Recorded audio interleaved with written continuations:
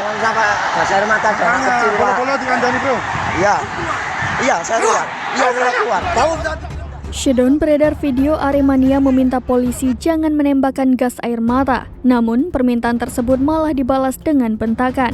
Video berdurasi 16 detik di Twitter yang memperlihatkan seorang supporter Arema masuk ke lapangan dan meminta polisi tak menembakkan gas air mata ke arah tribun penonton.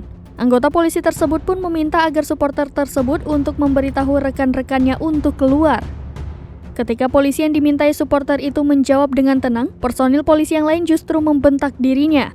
Pengunggah tersebut berinisial I berusia 27 tahun, sedangkan supporter yang berada di video itu berinisial Y berusia 25 tahun. Pak, jangan sampai gas air mata dan kecil, Pak. Bola dikandani, Bro. Iya. Iya, saya keluar. Iya, saya keluar. Tahu bisa dikirim enggak? Iya, saya keluar. Iya, saya. Sementara terkait permintaan Y kepada polisi agar tidak menembakkan gas air mata, M menyebut lantaran rekannya merasa kasihan kepada anak-anak dan perempuan yang terkena efeknya.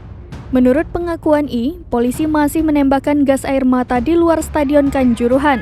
Tembakan tersebut pun kata I membuat penonton semakin panik. Seperti diketahui, gas air mata tersebut menjadi pemicu supporter Arema panik dan berdesak-desakan untuk keluar hingga berujung sesak napas dan meninggal dunia.